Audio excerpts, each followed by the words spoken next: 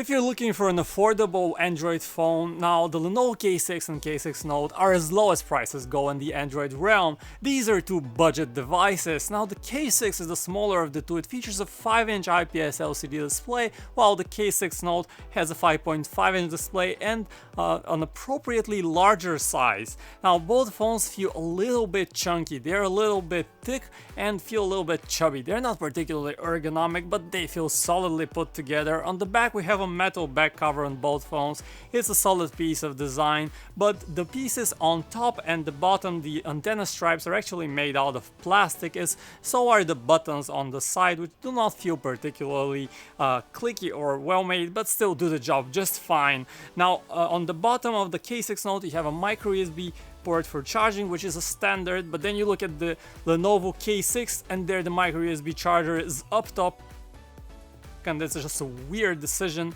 Both phones have a fingerprint scanner on their back. The fingerprint scanner is fast and very accurate, and it's a pleasure to use.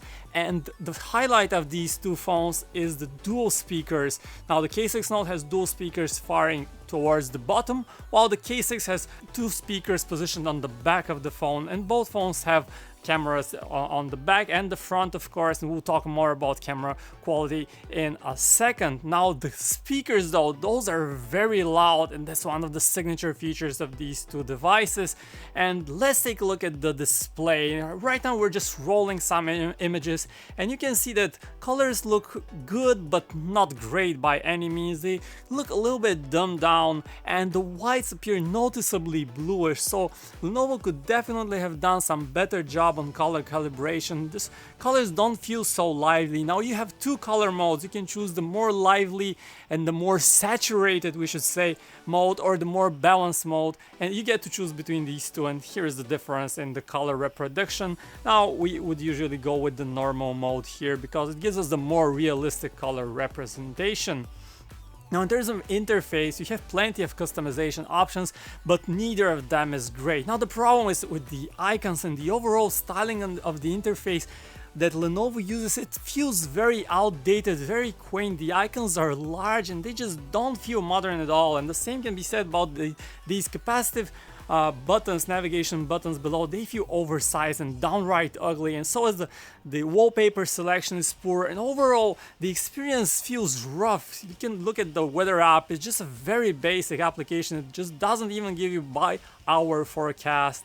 And here is the app drawer. You also have an app search. It is quite useful to have. It's easier to find the apps this way. The keyboard experience, not great, decent.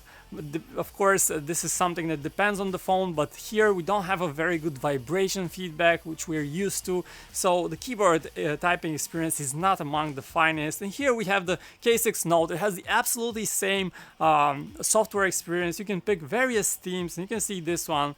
It does not look particularly pretty, and neither of those themes is well made, but they are decent. If you want some variety, Lenovo gives you that. It's just not polished to a perfection, but maybe perfection is not something that we should expect from a budget phone. In terms of basic functionality, you have the caller and the dialer, and the dialer is particularly notable because it can automatically record all of your calls, which is of course a nice extra. So let's take a look at the basic applications and the way they look. Now, nothing new here. Both phones run Android 6.0 Marshmallow, and this is the bad news. Their 6 Marshmallow is already outdated, and these are budget phones, so do not expect Android 7.0 Nougat. Those are basically stuck there. Not good news. Now, in terms of actual performance, in daily tasks, the phone do okay. We had no issues with lag or anything like that. The apps start a little bit slowly though, and when you look at games, the situation gets even worse because performance is very slow and stuttery. This is not a phone for gamers. Turning over to the camera, this is one of the weakest, unfortunately one of the weakest aspects of the K6 series. Now, this is basically your famous potato camera. It does not capture good images. They are just underexposed, and whenever a situation gets a little bit darker, they get easily blurred, and the same goes with video. Exposure is poor, colors are not particularly rich, there are no dynamics in the images. This is about as bad as a camera can get in a modern smartphone. Of course, we're talking about a budget device, but still this is an underwhelming camera that you should not expect a lot of. and despite all of its fancy language like smart modes and everything, the actual result is actually not inspiring at all. Now, switching over to the camera, we have to speak about the battery life. These phones are absolutely stunning in terms of battery life. We easily get 2 and even 3 days on a single charge.